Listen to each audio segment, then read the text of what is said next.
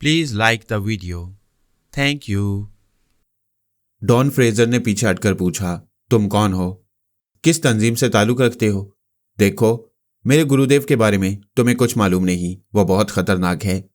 अभी काले इलम के जरिए मुझे यहां से निकाल ले जाएगा।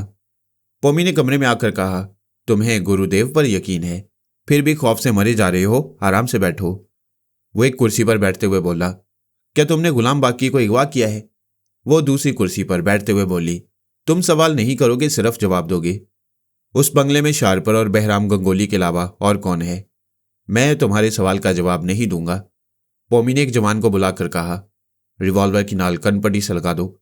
यह जवाब देने में एक लम्हे की भी देर करे तो गोली मार देना। नौजवान ने रिवॉल्वर निकालकर डॉन फ्रेजर की कनपटी से लगा दिया। वो खौफ से लरजने लगा, फिर बोला, वहां सिर्फ शारपर और मेरे गुरुदेव हैं। वो किसी और को इस राज में शरीक नहीं करना चाहते। क्या उस बंगले में टेलीफोन है? नहीं है। मैंने टेलीफोन का तार उस बंगले की तरफ जाते देखा है। वो बेबसी से बोला, जब तुमने देखा है तो पूछती क्यों हो? अब इसने गलत जवाब दिया तो गोली चला देना। हाँ तो मिस्टर फ्रेजर, जवाब दो, क्या शारपर ने तुम्हें उस मशीन को ऑपरेट करना सिखाया है? नहीं, शारपर कह रहा था गुलाम बाकी एक बार मशीन ऑपरेट कर चुका है। अगरचे वो तनवीमी अमल के जेर असर था, अच्छी तरह याद नहीं है, लेकिन दोबारा बताया जाएगा तो याद आ जाएगा। अब गुलाम बाकी वहां नहीं रहा। मेरा उस्ताद बहराम गंगोली कह रहा था मुझे ऑपरेट करना सिखाया जाएगा, लेकिन पहले सामान जरूरी था, इसलिए मैं खरीदारी के लिए आया था। मैं कहता हूं मेरा उस्ताद बहुत खतरनाक है। वो काले मंत्रों का जाप करेगा तो रिवॉल्वर की गोलियां पिघल जाएंगी। तुम सबके हाथ पांव शल हो जाएंगे। कोई मेरे सामने आंख उठाकर देख भी नहीं सकेगा और मैं तुम सबके सामने से गुजरता हुआ चला जाऊंगा। वो बोली, हम ये दिलचस्प तमाशा जरूर देखेंगे, फिलहाल टेलीफोन ले आओ। दूसरे जवान ने टेलीफोन लाकर सेंटर टेबल पर रख दिया। फ्रेजर, तुम चाहो तो अपने गुरु घंटाल से बात कर सकते हो। वो बेयकीनी से एक एक का मुंह तकने लगा। पोमी ने नौजवान से रिवॉल्वर लिया, फिर पूछा, क्या तुम बात करना नहीं चाहती? वो जल्दी से कुर्सी खिसकाकर सेंटर टेबल के करीब आया, फिर रिसीवर उठाकर नंबर डायल करने लगा। जब डायलिंग खत्म हो गई, राब्ता कायम हो गया। दूसरी तरफ से आवाज सुनाई दी तो डॉन ने जवाबन कुछ कहने के लिए मुंह खोला। उसी लम्हे पोमी ने रिवॉल्वर की नाल उसके मुंह में घुसेड़ दी। उसके हाथ से रिसीवर ले लिया, अपने कान से लगाकर सुना। दूसरी तरफ से बहराम की आवाज सुनाई दे रही थी, hello hello, who is there? Don Fraser, क्या तुम हो? पोमी ने कहा, तुम्हारे शागिर्द के मुंह में रिवॉल्वर की नाल घुसी हुई है, कमबख्त निकल नहीं रही है। बहराम गंगोली ने गरज कर पूछा, तुम कौन हो? मैं मौत हूं और तुम्हारे कान में सरगोशी कर रही हूं। गौर से सुनो। इस बंगले में तुम दो रह गए हो और दोनों की जिंदगी थोड़ी सी रह गई है। जब तक बाहर नहीं निकलोगे जिंदा रहोगे। बाहर निकलते अपने गुलाम और शागिर्द की तरह लापता हो जाओगे, और लापता उसे कहते हैं जिसका इस दुनिया में पता ना चले। दूसरी तरफ से घुर्रा कर पूछा गया, क्या तुम किसी तंजीम से ताल्लुक रखती हो? क्या तुम्हारी तंजीम में कोई मर्द नहीं है? सुना है तुम पाँव जमीन पर मारते हो तो जमीन धंस जाती है। मेरी तंजीम में जो मर्द है उसका नाम सुनोगे तो पाँव मारने से पहले ही धंस जाओगे। क्यों डींगे मार रही हो? बताओ तुम कौन हो, तुम्हारा सरगना कौन है? ये कोई बदमाशों की टोली नहीं है कि सरगना का लफ्ज़ इस्तेमाल किया जाए। बाय द वे, तो मजबूर हो, और मजबूर सवाल नहीं करते, सिर्फ जवाब देती हैं। बोलो, मशीन के सिलसिले में क्या समझौता करते हो?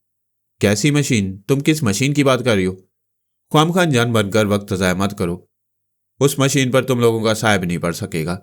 तुम समझती हो मेरे दो आदमियों को यरगमाल बनाकर मजबूर कर दोगी? मैं उन्हें कुत्तों की मौत मरने के लिए छोड़ दूंगा। ये मशीन मेरी जान है, मेरी जिंदगी है। तुम अपनी जान को तन्हा इस्तेमाल नहीं कर सकोगे। शारपर भी कुछ नहीं कर सकेगा। उसे ऑपरेट करने के लिए एक तीसरे आदमी की जरूरत पड़ेगी, और वह तीसरा आदमी अब तुम्हारे पास नहीं रहा। तुम क्या समझती हो मेरे पास गुलामों और जानिसारों की कमी है? जो भी गुलाम या जानिसार मशीन से ताल्लुक रखने वाले पुर्जे खरीदने आएगा वो जिंदा वापस नहीं जाएगा। और तुम दोनों के मुतल्लिक मैं पहले ही पेशन गोई कर चुकी हूं। जिंदगी से बेजार होने के बाद ही बाहर कदम निकालोगी। थोड़ी देर तक दूसरी तरफ खामोशी रही। पौमी ने कहा, मैं जवाब का इंतजार कर रही हूं। बहराम गंगोली की गूंजती हुई आवाज सुनाई दी, मैं थोड़ी मोहलत चाहता हूं, सोचने का वक्त दो। बेशक मौका दूंगी। जब तक काले मंत्र पढ़ सकते हो पढ़ते रहो। मैंने जादू के मुतल्लिक बहुत कुछ सुना है, कभी आंखों से देखा नहीं है, आज देखना चाहती हूँ। मैं डॉन फ्रेजर से बात करना चाहता हूँ, उससे भी बात हो जाएगी। लेकिन मेरी एक बात अच्छी तरह याद रखना, गुलाम बाकी और डॉन फ्रेजर से हमें खतरा नहीं था, इसलिए हमने उन दोनों को अगवा किया। तुम्हें नहीं करेंगे। जैसे ही बाहर निकलोगे चारों तरफ से गोलियां बरसना शुरू हो जाएंगी, ताकि तुम गैर मामूली जिस्मानी कुव्वतों का मुजाहरा न कर सको। और ना ही किसी और इल्म के सहारे वहां से निकलने में कामयाब हो सको। मैं ठीक 4 घंटे बाद फोन करूंगी। उसने रिसीवर रख दिया। डॉन फ्रेजर के मुंह से रिवॉल्वर की नाल निकाल ली। तकरीबन 2 घंटे बाद इदारे के एक जवान ने ट्रांसमीटर के जरिए राब्ता कायम किया। उसने कहा, मिस पॉमी, अगर आप बंगले के करीब मौजूद रहें तो ज्यादा मुनासिब होगा। पॉमी ने पूछा, कोई खास बात है? जी हाँ, हम जो कुछ आंखों से देख रहे हैं उस पर यकीन नहीं कर सकते। फिर भला आप कैसे यकीन करेंगी? पहेलियां ना बुझवाओ, सीधी तरह जवाब दो। दूसरी तरफ से कहा गया, हम तकरीबन 10 मिनट से अजीबोगरीब तमाशे देख रहे हैं। उस बंगले के अगले और पिछले दरवाजे से बहराम निकलता है और चंद कदम चलने के बाद हमारी नजरों से ओझल हो जाता है, जैसे गायब हो गया हो या किसी दरख्त के पीछे छुप गया हो। 10 मिनट के अंदर तकरीबन 6 बहराम गंगोली उस बंगले से निकल चुकी हैं और इसी तरह हमारी नजरों से ओझल होती रही हैं। पॉमी ने पूछा, क्या मैं इस बकवास पर यकीन कर लूं? मिस, हमने पहले ही कहा था, आप यकीन नहीं करेंगी। मैं बंगले के अगले हिस्से की तरफ हूं। मैंने इस दरवाजे से 3 बहराम गंगोली को निकलते देखा है। जो साथी बंगले के पिछले हिस्से की तरफ निगरानी कर रहे हैं उनका भी यही बयान है। उन्होंने 3 बहराम गंगोली को निकलते देखा है। इस तरफ तक 6 बहराम निकल चुकी हैं। चलो मैं मान लेती हूं, मगर 6 में से कोई तो कहीं जाता हुआ नजर आया होगा। यही तो हैरानी की बात है। हम आंखें फाड़ फाड़ कर देख रही हैं और बंगले से निकलने वाला बहराम चंद कदम चलने के बाद गुम हो जाता है। मैं अभी आ रही हूं। ट्रांसमीटर पर बदस्तूर राब्ता कायम करते रहो। उसने डॉन फ्रेजर को 2 जवानों के हवाले किया। फिर वहां से कार में बैठकर तेजी से ड्राइव करते हुए उस बंगले की तरफ जाने लगी। रास्ते में ट्रांसमीटर के जरिए राब्ता कायम होता जा रहा था। बंगले के करीब पहुंचते ही पहले ही महसूस हुआ जैसे मौसम अचानक बदल गया हो। तेज हवाएं चलने लगी। ट्रांसमीटर पर कहा जा रहा था, मिस पॉमी, यहां अचानक आंधियां चलने लगी हैं। दरख्त यूं लरज रहे हैं जैसे जड़ से उखड़ने वाले हों। गर्द का एक तूफान है। बंगले के आसपास कुछ नजर नहीं आ रहा। सिर्फ एक आवाज सुनाई दे रही है। क्या आप ट्रांसमीटर के जरिए कुछ सुन सकती हैं? पॉमी ने ट्रांसमीटर को कान से लगा लिया। वहां से आवाज आ रही थी, जय महाकाली, तेरा वचन ना जाए खाली। ट्रांसमीटर से बात करने वाला खौफजदा होकर कह रहा था, मिस पॉमी, वो नंगी तलवार लेकर मेरी तरफ बढ़ रहा है। पता नहीं यह हकीकत है या वहम, मगर वो मेरी तरफ बढ़ा आ रहा है। ट्रांसमीटर से बात करने वाले की आवाज के साथ साथ बहराम गंगोली का भक्ति नारा भी सुनाई दे रहा था। वह चीख चीख कर कह रहा था, जय महाकाली, तेरा वचन न जाए खाली। तूने अपने दास को ट्रांसफॉर्मर मशीन की भीड़ दी है। मैं तेरे चरणों में इंसानों की बलि दे रहा हूं, ले उसे कबूल कर। इसके साथ ही ट्रांसमीटर पर गुफ्तगू करने वाले की एक आखिरी चीख सुनाई दी। पॉमी ने तसव्वुर में देखा, बहराम गंगोली ने नंगी तलवार उस जवान की गर्दन में उतार दी थी और उसके सर को तन से जुदा कर दिया था। ट्रांसमीटर खामोश हो गया। पॉमी हेलो हेलो कहकर उसे मुखातिब कर रही थी, मगर जवाब नहीं मिल रहा था। फिर उसने ट्रांसमीटर को ऑफ कर दिया, कार की रफ्तार बढ़ा दी। जो कुछ हो रहा था, आज के साइंसी दौर में नई नस्ल के जवान उस पर यकीन नहीं करेंगे और यकीन करना भी नहीं चाहिए, क्योंकि जादू सोडा वाटर गैस की तरह होता है। बोतल खुलते ही तेजी से झाग निकलता है, फिर वो बोतल ठंडी पड़ जाती है। हमारे जिन पैगंबरों पर आसमानी किताबें नाजिल हुई, उन पर ईमान रखने वाले तस्लीम करते हैं कि जादू इस दुनिया में है। इसीलिए हजरत मूसा अलैहिस्सलाम के मुकाबले में कितने ही खतरनाक जादू आए और अपना समूह लेकर रह गए। ये आसमानी किताबें हमें समझाती हैं कि ईमान मजबूत हो, इंसान रास्ते पर चल रहा हो तो उस पर जादू असर नहीं कर सकता। आज भी हमारी दुनिया में बड़े बड़े जादूगर हैं जो मैस्मरिज्म जानने वाले बाकमाल प्रोफेसर्स की हैसियत से मशहूर हैं। वो सैकड़ों हाजरीन के सामने खड़े होकर सबकी घड़ियों का वक्त रोक देती हैं और अपनी मर्जी के मुताबिक वक्त बदल देती हैं। हाजरीन को अपनी खाली टोपी दिखाकर सर पर रखती हैं, फिर उसे सर से उतारती हैं तो टोपी के अंदर से कबूतर परवाज करती हैं। ये जादू या नज़रबंदी का कमाल है। ऐसी ही नज़रबंदी का कमाल बहराम गंगोली को आता था। उसने जादू के अजब तमाशे दिखाए। उस बंगले से यके बाद दीगरे कई बहराम गंगोली को निकाला। जब असल बहराम गंगोली निकला तो आंधियां सी चलने लगी।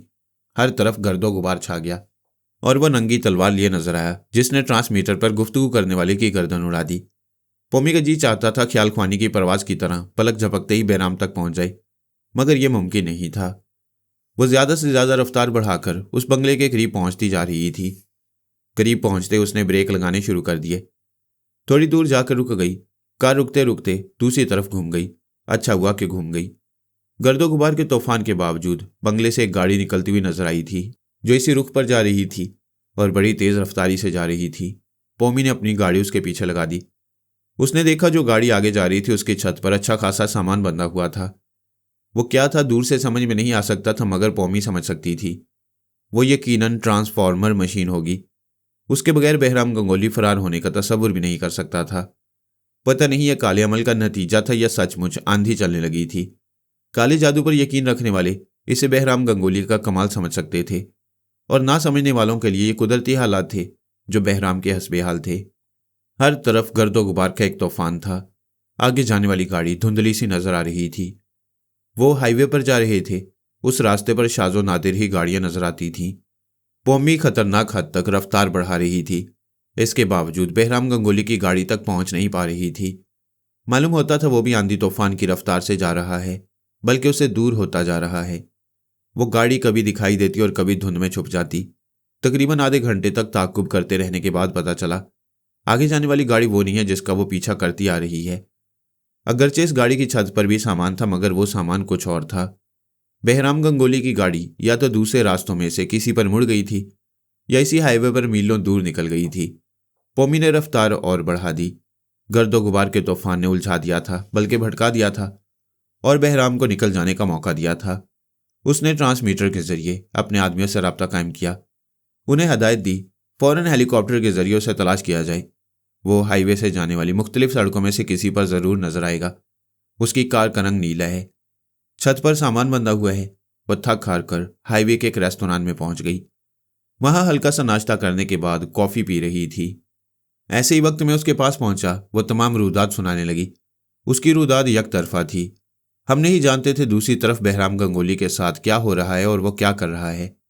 एक वाक्य का हर पहलू सामने हो तो बात पूरी तरह समझ में आती है। हमें बाद में मालूम हुआ बहराम गंगोली किन मसाइल का सामना कर रहा था, लिहाजा जो मालूमात हासिल हुई मैं उनका जिक्र अभी कर रहा हूं। अपनी तदबीरों से कामयाब होने वाले अक्सर ऐसे वाक़यात से दो चार होती हैं कि तकदीर के कायल हो जाती हैं।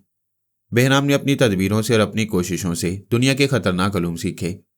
टेलीपैथी सीखने की 1000 कोशिशें की, कितनी ही तदबीरें आजमाई, लेकिन तकदीर ने साथ नहीं दिया। आखिर पिछले दिन उसे ट्रांसफार्मर मशीन के साथ शार्पर भी हाथ लग गया। वो चाहता तो पिछली रात ही मशीन के जरिए अपने दिमाग में टेलीपैथी का इल्म भर सकता था, लेकिन उसकी बदकिस्मती थी। नाकामी का पहला सबब शार्पर था। वो अचानक ही बीमार पड़ गया था। दूसरा सबब वो मशीन थी। खुफिया तहखाने से मशीन को बड़ी उजलत में खोलकर गाड़ी में रखा गया था। उसे अंदेशा था किसी खुफिया तंजीम के अफराद आ सकती हैं और मशीन का राज फाश हो सकता है।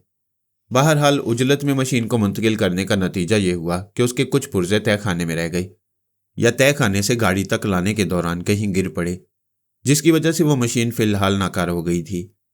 बहराम की नाकामी का तीसरा सबब वो डायरी थी जिसे मोरीना ले गई थी। अब वह शार्पर ही उस मशीन को ऑपरेट करना सिखा सकता था। बहराम गंगोली ने कहा, तुम कागज़ पर उस मशीन को ऑपरेट करने का तरीका पूरी तफसील से लिख दो ताकि गुलाम बाकी से पढ़ता रहे और ऑपरेट करता रहे। शार्पर ग्रीन बे पहुंचकर लिखने वाला था, मगर शदीद बुखार में मुब्तला हो गया। बहराम इलाज के लिए उसे बंगले से बाहर ले जाना नहीं चाहता था और ना ही किसी डॉक्टर को बुलाना चाहता था। दवा की दुकानों पर बुखार कम करने की मखसूस दवाएं मिल जाती हैं। उसने वही दवाएं मंगवाकर उसे पिलाई, जिसके नतीजे में वो 4 घंटे तक सोता रहा। जब बेदार हुआ तो उसे कुछ खिलाया पिलाया गया। वो बहुत ही नक्काहत महसूस कर रहा था। बहराम ने कहा, तुम्हारी हालत बहुत ख़राब है, कम अज़ कम मशीन को ऑपरेट करने का तरीका लिख दो। जब वो मशीन मुकम्मल नहीं हो सकेगी तो ऑपरेट करने का तरीका लिखवा कर क्या करोगे? उनमें जिन पुर्जों की कमी है वो मैं लिख रहा हूँ, पहले उन्हें मंगवाओ। उसने उन चीज़ों की फहरिस्त तैयार कर दी। ये वही वक्त था जब गुलाम बाकी पुर्जे खरीदने जा रहा था और हमारे आदमियों के हत्थे चढ़ गया। बहराम गंगोली शदीद इस्तराब में मुब्तला हो गया। वो बार बार शार्पर के पास आकर छूकर देखता। बुखार तेज हो गया था। उस पर नीम बेहोशी की हालत आ रही थी। ऐसे में वो कुछ लिख नहीं सकता था। उसके लिए नई परेशानी ये थी कि गुलाम बाकी बाहर जाने के बाद वापस नहीं आया था। उसका 1 घंटे तक इंतजार होता रहा। उसने सोचा था जब टेलीपैथी की सलाहियतें उसके दिमाग में मुंतकिल की जाएंगी तो एक बेड पर वो लेटेगा, दूसरे पर शार्पर, और गुलाम बाकी मशीन को ऑपरेट करेगा। लेकिन वो मोहरा भी हाथ से निकल गया। अब ले देकर डॉन फ्रेजर उसके पास रह गया था। वह शदीद इस्तराब के आलम में मंतर पड़ता जा रहा था। मालूम करना चाहता था कि गुलाम बाकी कहाँ रह गया है। वह डॉन को शार्पर के पास छोड़कर दूसरे कमरे में चला गया। दरवाज़ा बंद करने के बाद उसने एक बड़ा सा खंजर निकाला, फिर दोनों हाथ बुलंद करते हुए कहा, जय महाकाली, तेरा वचन न जाए खाली। मैं तुझे आराम करने के लिए मंत्र पढ़ता जा रहा हूँ। अब अपना खून दे रहा हूँ। मुझे बताओ, मुझ पर आफत आने वाली है या मैं कामयाब होने वाला हूँ? उसने सामने वाली दीवार से अलमारी को उठाकर दूसरी तरफ रख दिया। अब दीवार खाली थी। उसने एक एस्ट्रे को उठाया। फिर अपने एक हाथ से दूसरे हाथ को खंजर से जख्मी कर दिया। लहू की धार निकली और एस्ट्रे पर गिरने लगी। जब वह एस्ट्रे लहू से भरने लगा तो उसने अपनी जेब से कोई सफूफ निकाला और जख्म पर रख दिया। खून रिसना बंद हो गया। उसने एस्ट्रे को उठाया, दीवार के पास आया, फिर लहू में उंगली डबो डबोकर दीवार पर काली माई की तस्वीर बनाने लगा। वो अजीब वहशी और दरिंदा सिफ्त पुजारी था, जुनून की हालत में कांप रहा था। गूंजती और गरजती हुई गजबनाक आवाज में जय महाकाली का जाप करता जा रहा था। गजब की देवी को खुश करने के लिए अपने लहू से उसकी तस्वीर बना रहा था। आखिर उसने सर से पांव तक उसकी बड़ी ही भयानक तस्वीर मुकम्मल कर ली। उसने जरा पीछे हटकर काली मां को देखा, फिर नारा लगाते हुए बोला, जय महाकाली, तेरा वचन न जाए खाली, तेरा दास तेरे कदमों में आया है, उसे ज्ञान दे। वो कभी ऊंची आवाज में बोल रहा था, कभी नीची आवाज में मंत्र पढ़ता जा रहा था। फिर एकदम से चुप हो गया। उसकी आंखें बंद थीं और वह गुलाम को शिकंजे में देख रहा था। उसे ये मालूम न हो सका कि किसने अगवा किया और उसे कहां बांध कर रखा गया है, लेकिन उसके आसपास खून बहता दिखाई दे रहा था। इसका मतलब यह था कि गुलाम को वापस लाने की कोशिश नहीं करना चाहिए। ख्वामखा खून खराबा होगा और उसे नुकसान भी पहुंच सकता है। फिर उसने महाकाली का नारा लगाते हुए पूछा, क्या मैं डॉन फ्रेजर को पुर्जे लाने के लिए भेज सकता हूं? उसे अपनी बंद आंखों में डॉन फ्रेजर दिखाई दिया। अब वो शिकंजे में था। उसके आसपास खून बहता हुआ दिखाई दे रहा था, लेकिन कामयाबी के आसार भी नजर आ रहे थे। वो ट्रांसफॉर्मर मशीन बहुत छोटी हो गई थी और बहराम गंगोली को अपनी गोद में नजर आ रही थी। इसका मतलब था मशीन हासिल हो जाएगी। उसने फिर पूछा, मशीन हासिल करने के लिए मुझे क्या करना होगा? मेरी मां, मुझे बता, मैं तेरा दास हूं, तेरे सामने अपनी गर्दन काट कर रख सकता हूं। उसने अपनी बंद आंखों में खुद को देखा। वो काली मां के सामने पांव के सिर्फ एक अंगूठे के बल खड़ा हुआ था। वो खुशी के बल नारा लगाते हुए आंखें खोलते हुए उठकर खड़ा हो गया। फिर कहने लगा, जय महाकाली, मैं समझ गया, मैं तपस्या करूंगा, कामयाबी मेरे कदमों में होगी। वो और पीछे हटकर कमरे के वस्त में खड़ा हो गया। बुलंद आवाज से डॉन फ्रेजर को पुकारा। चंद लम्हों के बाद ही बंद कमरे के बाहर उसकी आवाज सुनाई दी, गुरुदेव, क्या हुक्म है? तुम उन पुर्जों की फहरिस्त लेकर जाओ और उन्हें खरीद कर लाओ। वो हुक्म की तामील के लिए चला गया। उसके जाने के बाद बहराम ने काली मां के सामने दोनों हाथ जोड़ दिए, आंखें बंद की, फिर दाएं टांग पीछे की तरफ मोड़ ली। अब एक टांग पर खड़ा हुआ था। जेरे लब मंत्र पढ़ता हुआ पंजे के बल उठने लगा। अब वो पंजे के बल था। फिर उसने मंत्र का जाप शुरू किया। अब उसने 4 उंगलियां मोड़ ली थीं। बाएं पांव के सिर्फ एक अंगूठे के बल पर अपने पूरे जिस्म का बोझ डाले खड़ा हुआ था। यह बज़ाहिर एक करतब था, लेकिन उसका जिस्म पता नहीं कितने मन का होगा। इतने वजन को सिर्फ एक अंगूठे से उठाए रखना बच्चों का खेल नहीं था। महज एक अंगूठे पर खुद को उठाए रखने में कितनी तकलीफें बर्दाश्त कर रहा था, ये वही समझता होगा। वो अजब वहशतनाक पुजारी था। काली मां को खुश करने के लिए मंत्रों का जाप करता जा रहा था। वक्त गुजर रहा था। मंत्रों का जाप करने के दौरान उसे पता चल रहा था डॉन फ्रेजर का ताकुब किया जा रहा है। बंगले के आसपास सिर्फ 4 दुश्मन रह गए हैं। उसने फिर नारा लगाते हुए कहा, जय महाकाली, मैं तेरे कदमों में इंसान की बलि दूंगा, बाहर निकलते ही किसी का सर तेरे नाम से काटूंगा। वो फिर मंत्रों का जाप करने लगा।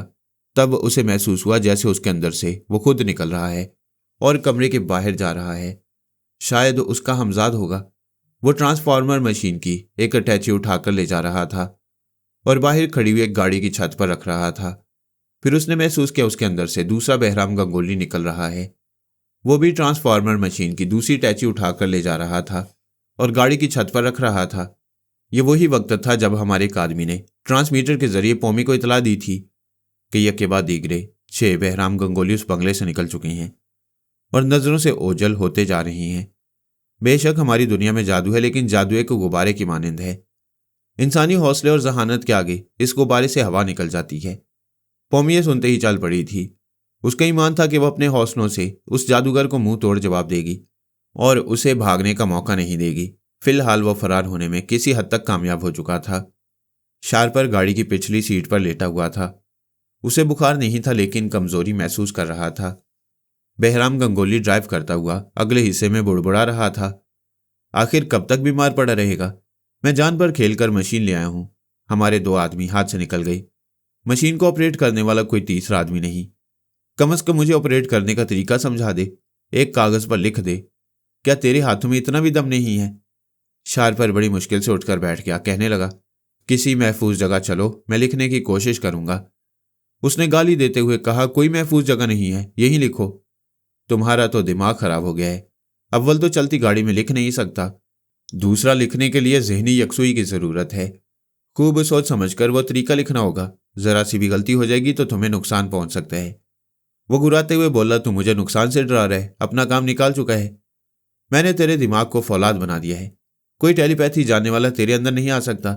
लेकिन तू मेरे लिए क्या कर रहा है? तुम मेरी हालत देख रहे हो, जब भी जरा तवानाई महसूस करूंगा सबसे पहले तुम्हारा काम करूंगा। मुझे ये मालूम नहीं था कि शार्पर इस हद तक बीमार है। बहराम गंगोली ने तनवीमी अमल के जरिए उसे बहुत ज्यादा हसास बना दिया था, यानी अपनी जुबान में उसके दिमाग को फौलाद कहता था। मेरी ख्याल खानी की लहरें वहां तक नहीं पहुंच सकती थीं, लेकिन बीमारी अच्छे से अच्छे इंसान को तोड़कर रख देती है। मैं ऐसी हालत में उसकी सोच पढ़ सकता था, लेकिन मैं तो यही समझता रहा कि वो सेहतमंद है और मैं उसके दिमाग में नहीं पहुंच सकूंगा। यूं भी मैं मुख्तलिफ मसाइल में बुरी तरह उलझ जाता हूं। जिस मामले में एक बार नाकाम होता हूं उसे वक्ती तौर पर नज़रअंदाज कर देता हूं। सोचता हूं बाद में देखा जाएगा, लेकिन बाद में फुर्सत नहीं मिलती। अब भी यही हो रहा था। पौमी ने अपनी तमाम रुदात सुना दी थी। अगर इस रुदात का दूसरा हिस्सा मालूम होता तो शार्पर इस वक्त मेरी ख्याल खानी की मुट्ठी में होता। पौमी ने कॉफी का आखिरी घोंट हलक से उतारने के बाद पूछा, तुम कितनी देर में पहुंच रहे हो? इंशाल्लाह 3 घंटे के अंदर पहुंच जाऊंगा। उसी वक्त ट्रांसमीटर के जरिए इशारा मौसूल होने लगा। पौमी फौरन उठकर रेस्तोरां के बाथरूम में चली गई। दरवाजे को बंद करके उसे ऑन किया। दूसरी तरफ की आवाज सुनाई देने लगी। हमारे एक जवान हेलीकॉप्टर में सफर कर रहा था और कह रहा था, वो गाड़ी मेरी नजरों में आ गई है, वो जैक्सन पोर्ट जाने वाली शाहराह पर है। पौमी ने कहा, उसका ताकुब करते रहो, मैं आ रही हूं। उसने ट्रांसमीटर को ऑफ किया, बाथरूम से निकली। मैंने कहा, जैक्सन पोर्ट की तरफ जाने का मतलब है वो मिशिगन झील के किनारे सफर करेगा। हो सकता है उसने किसी साली शहर में खुफिया अड्डा बना रखा हो। पौमी कार में आकर बैठ गई। उसे स्टार्ट करके तेज रफ्तारी से ड्राइव कर रही थी। वह वापस उसी रास्ते पर जा रही थी, क्योंकि आगे जाकर जैक्सन पोर्ट जाने वाली शाहराह पर मुड़ना था। उसने कहा, फरहाद, हमने बहराम गंगोली को हर तरह मजबूर किया है, वो मशीन इस्तेमाल नहीं कर सकेगा। मोरीना के पास जो डायरी है उसे गायब कर देना चाहिए। हो सकता है हमसे मात खाने के बाद वो मोरीना की तरफ रुख करे। मुझे ये काम बहुत पहले करना चाहिए था, लेकिन मैं दूसरे मामलात में उलझ जाता हूँ। अब ये मामला ऐसा है कि तुम्हें छोड़कर नहीं जा सकता। उससे डायरी की खातिर थोड़ी देर के लिए चले जाओ। यही तो बात है, मैं थोड़ी देर के लिए कहीं जाता हूँ और वो मामला तूल पकड़ जाता है। बज़ाहिर उससे डायरी हासिल करना मामूली सी बात नजर आती है, लेकिन मामूली सी बात में मामला कुछ और हो जाता है। बहरहाल मैं रसवंती से कहता हूँ। मैं दिमागी तौर पर तैयारे में हाजिर हो गया। थोड़ी देर तक उस डायरी के मुतल्लिक सोचता रहा, फिर रसवंती को मुखातिब किया। वो टीपू के मुतल्लिक स्टडी कर रही थी और पारस को समझाती जा रही थी कि किस तरह लहजा बदल कर बोलना है। वो बहुत ही अहम काम में मसरूफ थी। मैं अपने बेटे को वहां से निकाल लाने के सिलसिले में कोई कोताही नहीं करना चाहता था। उसकी माँ को गैर हाजिर नहीं रहना चाहिए था। रसवंती ने पूछा, क्या बात है? कुछ नहीं, मोरीना से वो डायरी हासिल करना है। तुमसे ये काम लेना चाहता था, लेकिन पारस के पास रहना बहुत जरूरी है। मैं खुद निमट लूंगा, तुम अपना काम करो। मैंने आंखें बंद करके मोरीना का तस्वुर किया, उसके लबो लहजे को याद किया, फिर ख्याल ख्वानी की परवाज की। दूसरे ही लम्हे में वापस आ गया। तब याद आया बर्नार्ड सलैरी ने उसके दिमाग को लॉक कर दिया था। मैं सिर्फ सुबह 4 बजे से 5 बजे तक उसकी सोचें पढ़ सकता था, उससे पहले मुमकिन नहीं था। मैंने पौमी के पास आकर उसे मोरीना पर होने वाले तनवीमी अमल के बारे में बताया। वो बोली, तुमने चुपचाप उसके दिमाग से मालूमात हासिल करने के लिए 1 घंटे का वक्फा रखा। अब उस वक्त का खास ख्याल रखना होगा, लेकिन ऐसा ना हो उससे पहले ही वो डायरी किसी और के हाथ लग जाए। मेरा ख्याल ऐसा नहीं होगा। उससे डायरी के मुतल्लिक सिर्फ बहराम गंगोली और शार्पर जानती हैं। हम उन दोनों को मोरीना की तरफ रुख नहीं करने देंगे। मोमी अब जैक्सन पोर्ट जाने वाली शाहराह पर थी, तेजी से कार ड्राइव करती जा रही थी। मैंने सोचा, अगर गुलाम बाकी को मोरीना के पास पहुंचा दूं तो सबशी की दीवानी खुशी से और दीवानी हो जाएगी। फिर मैं गुलाम बाकी के जरिए उस डायरी को गायब कर सकूंगा।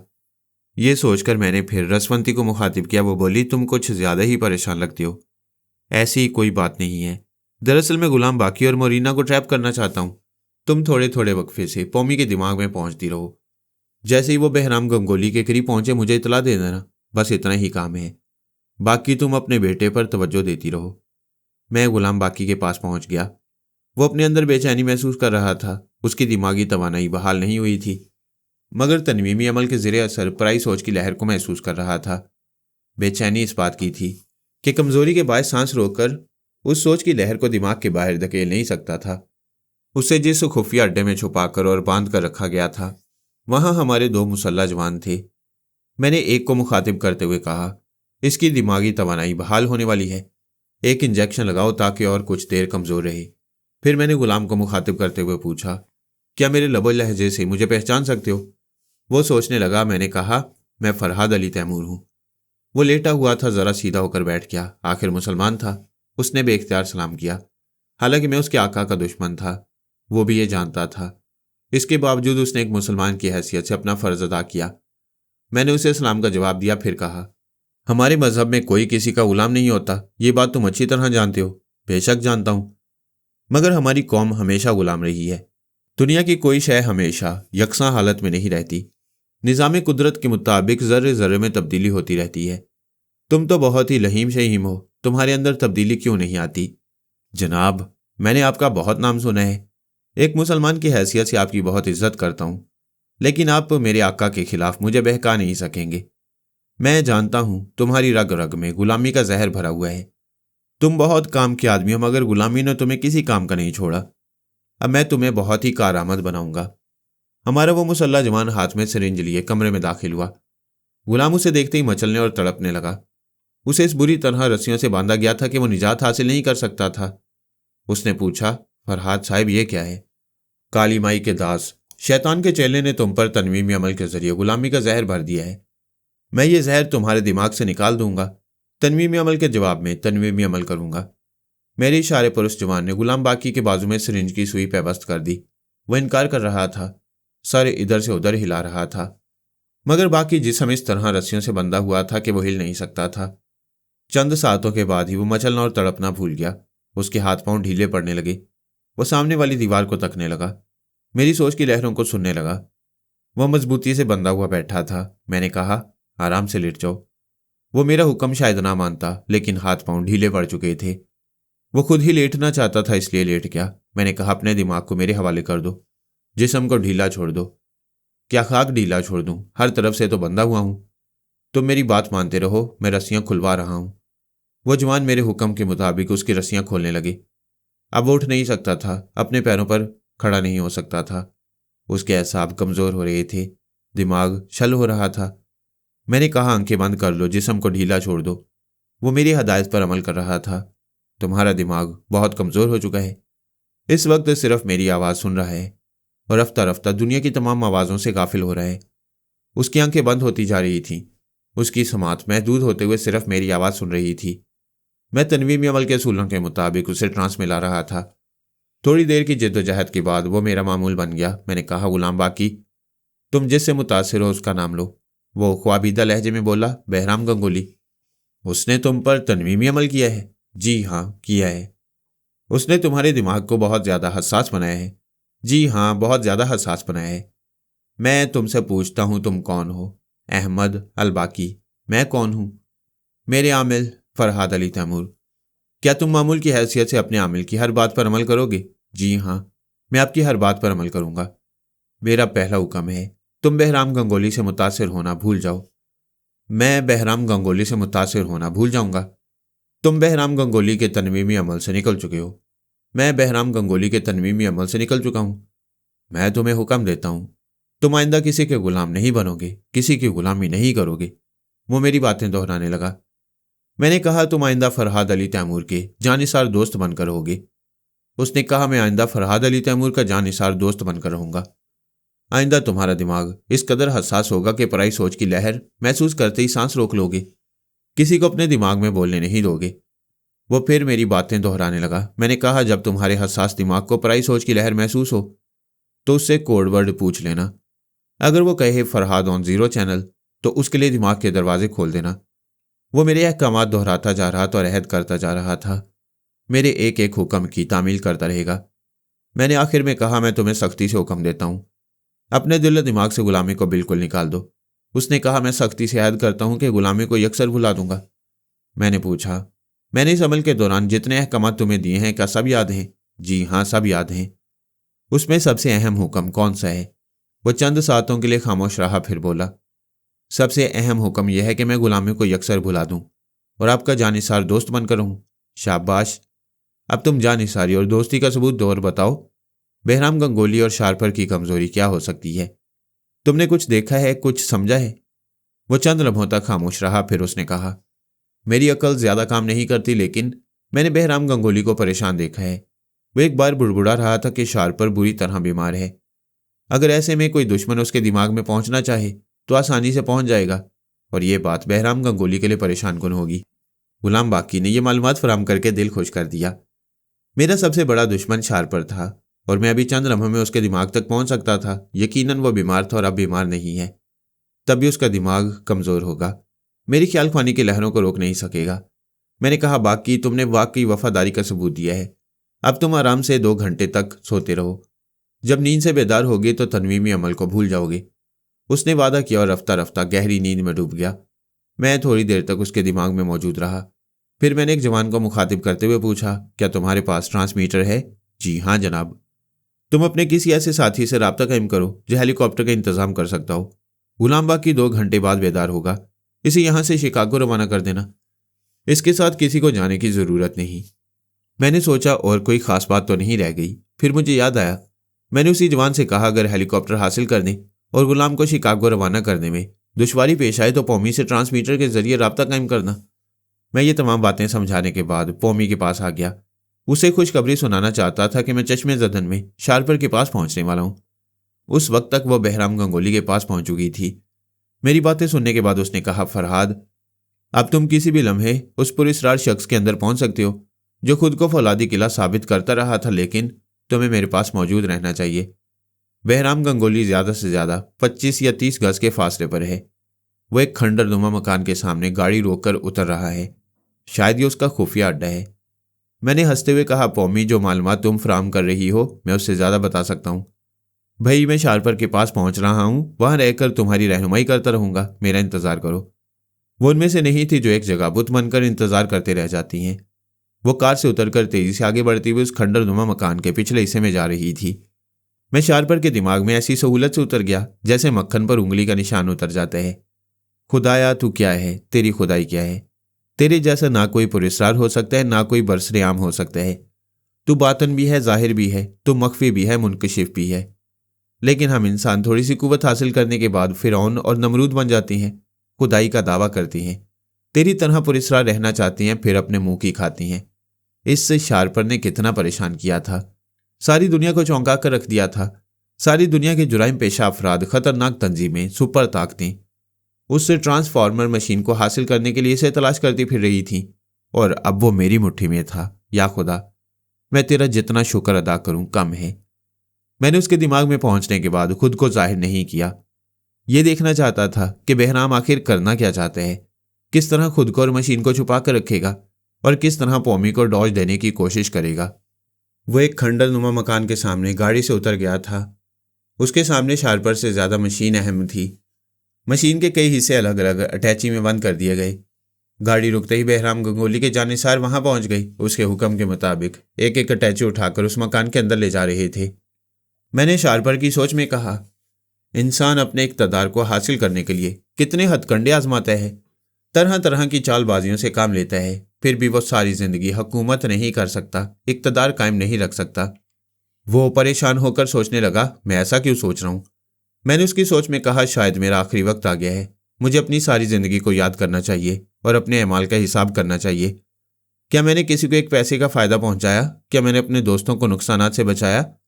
क्या मैंने अपने खून के रिश्तों के साथ इंसाफ किया है? फरहाद और उसकी साथी औरतें और उसकी टेलीपैथी जानने वाली औरतें तो दूर की बात है, मैंने तो अपने ही खून से बने हुए भाई और बहन को हलाक कर दिया। बहन की गर्दन उड़ाकर एक कब्र में पहुंचा दी और उस कब्र से भाई का हिस्सा गायब कर दिया। वो इन बातों को याद नहीं करना चाहता था, मैं याद करा रहा था।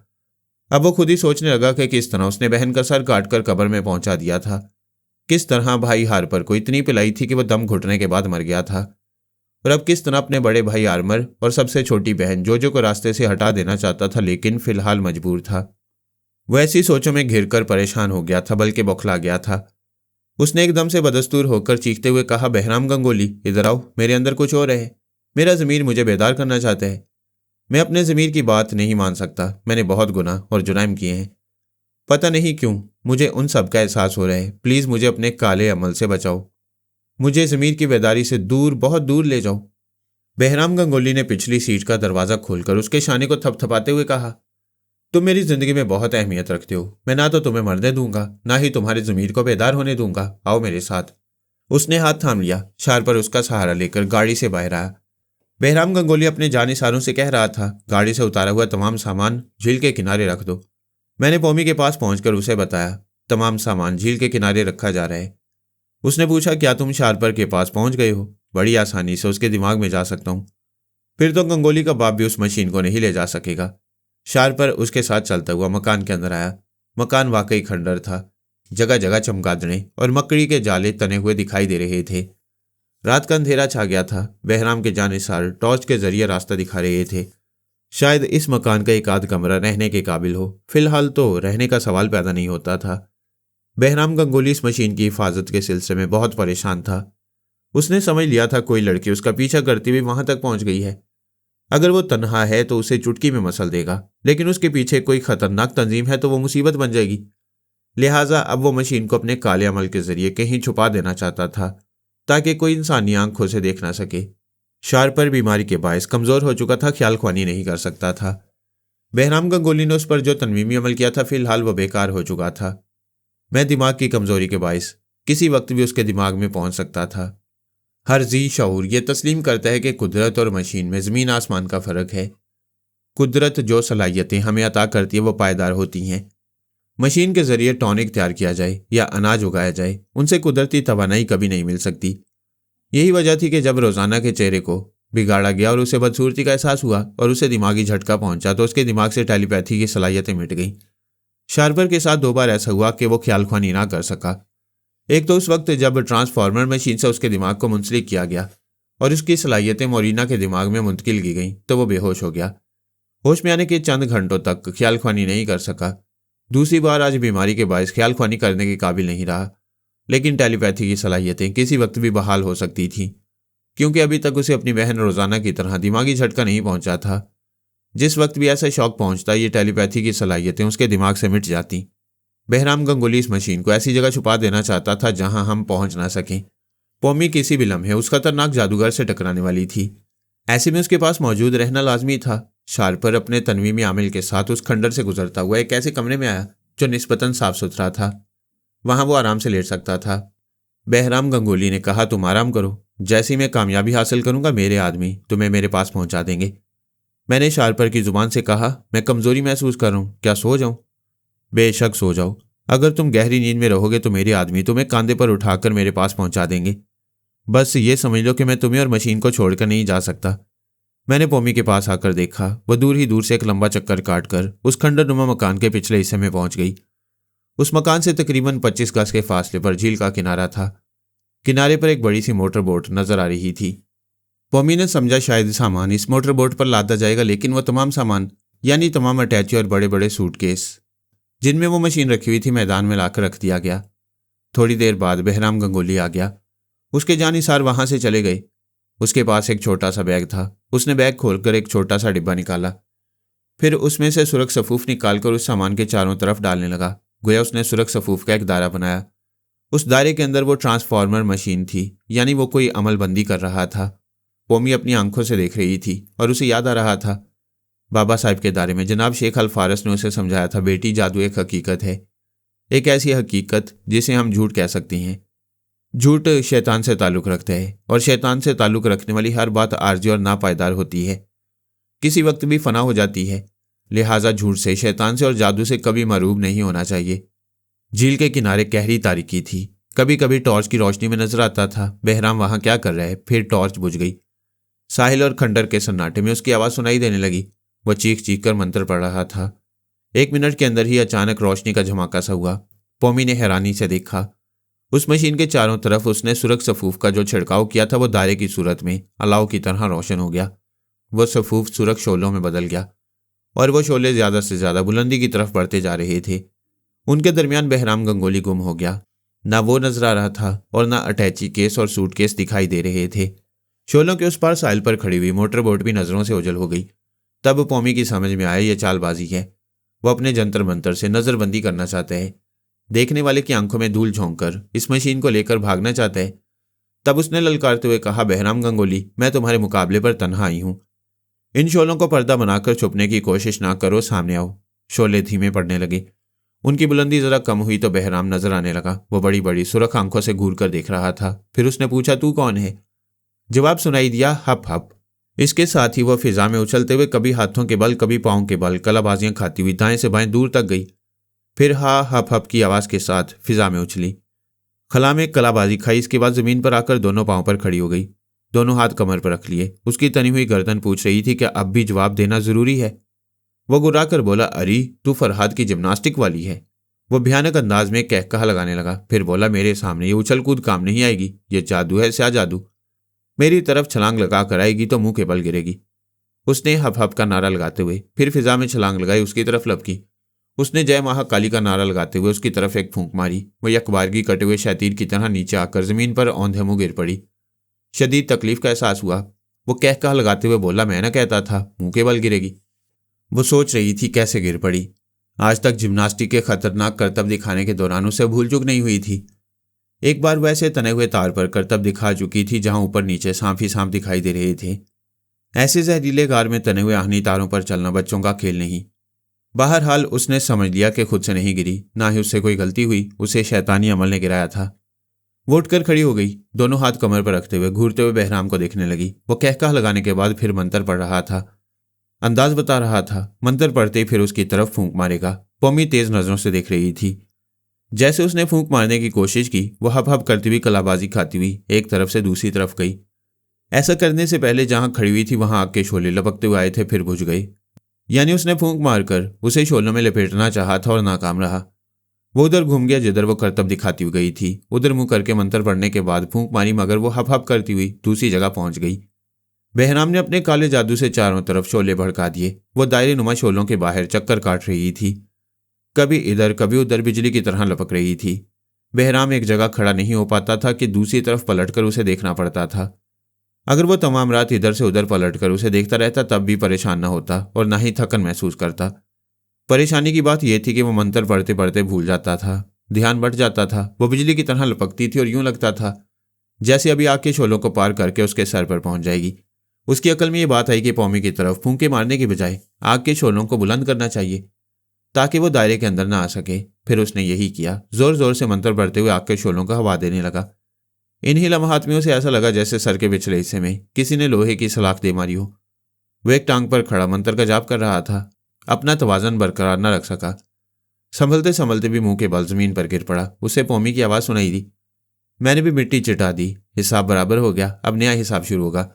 वो फुर्ती से उठकर खड़ा हो गया, सर के पिछले हिस्से को सहलाते हुए पौमी को हैरानी से खाली हाथ देखकर बोला, तूने किस चीज से हमला किया था? वो पैंतरा बदलते हुए बोली, जंग जारी रही तो तुझे अब यकीन हो जाएगा कि मेरे हाथ पांव भी किसी हथियार से कम नहीं है। तू मेरी गफलत से फायदा उठाकर अंदर आ गई, मगर अब तेरे बदन की राख बाहर जाएगी। वो चारों तरफ घूम घूम कर शोलों पर फूंके मारने लगा। शोले दायरे की सूरत में भड़क भड़क कर बुलंद होते जा रहे थे। अब उस दायरे के बाहर से कोई अंदर नहीं देख सकता था। मैं पौमी के पास रहकर ख्याल ख्वानी की आंख से देख रहा था। मुख्तलिफ अटैची और सूटकेस में ट्रांसफार्मर मशीन के हिस्से रखे हुए थे। उनके अतराफ पौमी और बहराम गंगोली पैंतरा बदल रहे थे। वो कह रहा था, मुझे याद आया, तेरी वीडियो फिल्म देखने वाले तुझे फौलादी दोशीजा कहते हैं। ये मेरे लिए शर्म की बात होगी अगर मैं तुझे बाएं हाथ से ना मारूं। वो बेशक शुबा गैर मामूली कुव्वतों का हामिल था। उसका दावा था वो हाथों से हाथी की सूंड मरोड़ देता है और निहत्ता शेर से लड़ता है।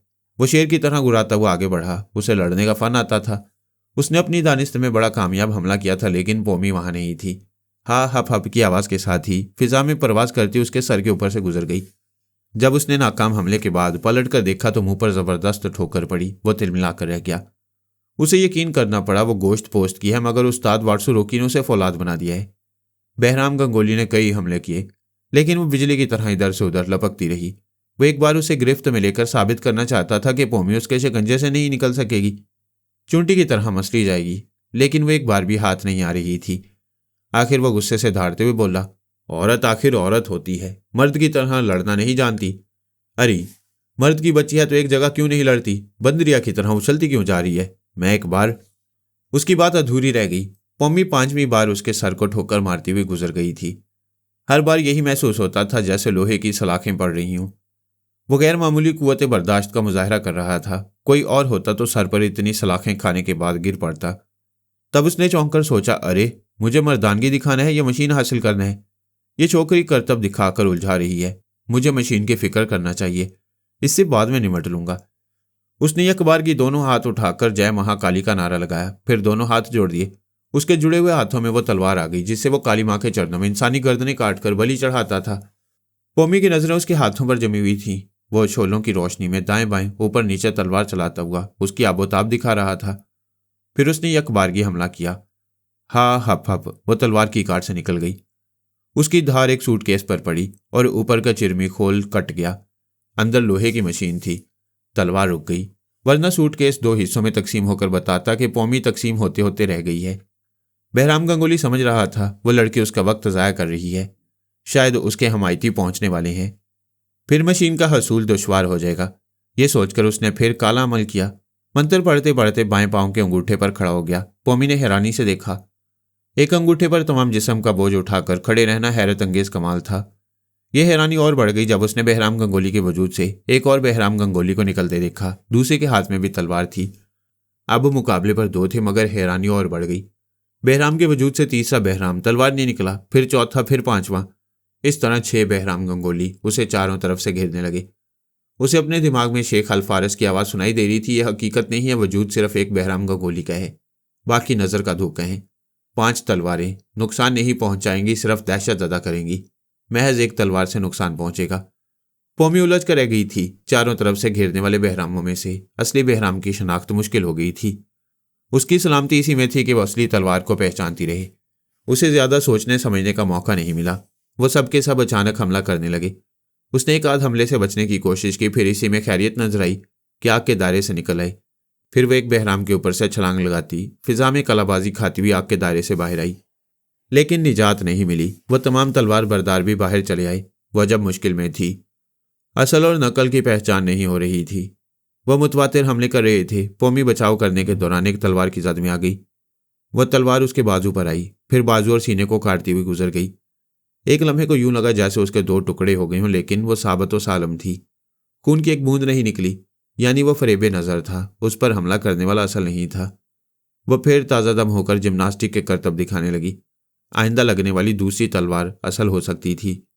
मुसीबत यही थी, नकल को भी असल समझकर बचाव करना पड़ रहा था। तब वो चौंक गई। मोटरबोट की आवाज़ सुनाई दे रही थी। मैंने भी चौंक कर कहा, पौमी तुम्हारे साथ धोखा हो रहा है, फौरन गिनती करो तुम्हारे आसपास कितने बहराम हैं। गिनने पर 5 नजर आए, यानी 5 फरेबे नजर थे। असल बहराम गंगोली ट्रांसफार्मर मशीन ले जा रहा था। वो फौरन छलांगे लगाती हुई आग के दायरे में पहुंची। शोले सर्द पड़ रहे थे। दायरे में रखा हुआ सामान गायब था। वह दौड़ती हुई साहिल पर आई। तारीकी में कुछ नजर नहीं आ रहा था। रात के सन्नाटे में दूर जाती हुई मोटरबोट की आवाज़ सुनाई दे रही थी। कोई जादू नहीं था, ये महज नज़रबंदी का हुनर था। ये अलग बात है कि नज़रबंदी का हुनर भी जादू के खानदान से ताल्लुक़ रखता हो। बहरहाल वो मशीन हाथ से निकल चुकी थी। दूर तारीकी में मोटरबोट की आवाज़ डूबती जा रही थी। पौमी मुठियाँ भींचे ज़ोर ज़ोर से हाँप रही थी। वो हमेशा कामयाब होती आई थी, कभी नाकामी का मुंह नहीं देखा था, इसलिए अपनी इंसल्ट महसूस कर रही थी। मैंने कहा, नाकाम होना और शिकस्त खाना भी सीखो। इस तरह इंसान मगरूर नहीं हो पाता, खुदा को मानता रहता है। उसने बड़ी बेबसी से तायद में सर हिलाया, फिर पलटकर उधर देखा जिधर दायरा नुमा आग रोशन थी, मगर अब कुछ नहीं था। वो दायरा भी नजर नहीं आ रहा था। ट्रांसफार्मर मशीन बहराम गंगोली ले जा चुका था। वो जो 5 अदद बहराम गंगोली थे उनमें से कोई दिखाई नहीं दे रहा था। उसने कहा, समझ में नहीं आता ये क्या तमाशा था। मैंने सब कुछ अपनी आंखों से देखा, सब कुछ मेरे सामने पेश आता रहा, फिर भी यकीन करने को जी नहीं चाहता। हम साइंसी दौर में सांस ले रहे हैं। ये काला अमल आज के दौर में महदूद हो गया है। ये कभी कभी किसी के सामने आता है या कोई इसका जिक्र करता है तो दूसरे यकीन नहीं करते। तुम बड़े हौसले से काले जादू को नाकाम बनाती रही हो। बहराम गंगोली तुम्हें भुला नहीं सकेगा। उसे तो मैं भी नहीं भुलाऊंगी। वो मशीन लेकर ही आऊंगी। क्या फौरी तौर पर हेलीकॉप्टर का इंतजाम नहीं हो सकता? वह दौड़ती हुई कार के पास आई, उसके डैशबोर्ड से ट्रांसमीटर निकाला, फिर राब्ता कायम करने लगी। मैं शार्पर के पास आ गया। वो आराम से आंखें बंद किए लेटा था, लेकिन जाग रहा था। उसके जरिए मैंने किसी की आवाज़ सुनी। पता चला वो शख्स भी ट्रांसमीटर के जरिए बातें कर रहा है। दूसरी तरफ से जवाब देने वाला बहराम गंगोली है। वो हुक्म दे रहा था, शार्पर को फौरन वहां से उठा कर ले जाओ। वो फरहाद की जिम्नास्टिक वाली बहुत खतरनाक है, उससे मुकाबला करने की हमाकत ना करना। वो रास्ते में आए तो फौरन गोली मार देना। शार्पर को किसी खुफिया अड्डे में ले जाओ। मैं इस सिलसिले में नाकामी बर्दाश्त नहीं करूंगा। Over and all. ट्रांसमीटर के जरिए बात करने वाले ने अपने साथी को बहराम का हुक्म सुनाया। दूसरे ने कहा, मैं गाड़ी इस मकान के करीब लेकर आता हूं। वह बाहर आ गया। वहां 3 शख्स पहरा दे रहे थे ताकि पौमी इधर का रुख न करे। मैं उन्हें आपस में बात करने पर मजबूर करता रहा और उन सबकी आवाज़ें सुनता रहा। फिर पौमी के पास आ गया। वो बोली, इस वक्त हेलीकॉप्टर का हसूल मुश्किल है। मिशिगन झील और ग्रीन बे के साइलों पर सख्ती से चेकिंग होती है। रात के वक्त इन अतराफ में सिर्फ सरकारी हेलीकॉप्टर परवाज कर सकती हैं। हमें परवाज की इजाज़त नहीं मिलेगी। परवाज ना करो, गाड़ी में बैठो और यहाँ से निकल जाओ। वह हैरानी से बोली, क्या शार्पर को छोड़ दूं? तुम यहाँ से चलो, मैं बता रहा हूँ। उसने मेरी हदायत पर अमल किया। कार ड्राइव करते हुए बोली, अब बताओ, उसे क्यों छोड़ना चाहते हो? हम उसे पकड़ कर क्या करेंगे? कैसी बातें करते हो? यह शख्स इतने दिनों तक पुरस्कार बना रहा। इसने टेलीपैथी के जरिए इसराइली एजेंटों को बाबा साहिब के दायरे में घुसने का मौका दिया। हमारी रातों की नींदें खराब करता रहा और तुम इसे छोड़ देना चाहते हो। वो हमसे निजात हासिल नहीं कर सकेगा। मैंने उसके दिमाग में जगह बना ली है। उसके आसपास जितने लोग हैं उन सब की आवाज़ों और लबो लहजे को याद कर चुका हूँ। उनके पास मामूली आलाकार हैं। वो किसी वक्त भी अपनी जगह बदल सकती हैं। उनकी जगह नए आ सकते हैं। शार्पर के दिमाग को फिर तनवीमी अमल के जरिए लॉक किया जा सकता है। तब क्या करोगे? जब ऐसा होगा तब देखा जाएगा। बहराम मशीन ले गया है, लेकिन वो शार्पर के बगैर बेकार है। इसे हर हाल में अपने पास बुलाएगा। हम शार्पर के जरिए ही बहराम तक पहुंच सकते हैं। वो ड्राइव करती रही, कुछ सोचती रही, फिर बोली, अभी शार्पर का दिमाग फ्री पोर्ट बना हुआ है। कोई भी टेलीपैथी जानने वाला वहां आ जा सकता है। यह अच्छा मौका है। तनवीमी अमल के जरिए बहराम गंगोली का तिलिस्म तोड़ दो ताकि उसका दिमाग मुकफ्फल न रह सके। मैं ऐसा करने वाला हूँ। इसके लिए मुनासिब मौका देख रहा हूँ। जब तक शार्पर कहीं आराम से जाकर नहीं लेटेगा, मैं उस पर यह अमल नहीं कर सकूंगा। जब मैं बहराम से मुकाबला कर रही थी तब मौका था। तुम्हारा मुकाबला बड़ा सनसनीखेज था। वो कमबख्त बार बार काले अमल का तमाशा दिखा रहा था। मैं ये सोचकर तुम्हारे दिमाग में मौजूद था कि किसी भी मुसीबत की घड़ी में अचानक खुद को जाहिर कर दूंगा। अगर वो अपने किसी अमल से मुझे मार डालता तो सवाल ही पैदा नहीं होता। काले अमल से कोई किसी को मार नहीं सकता।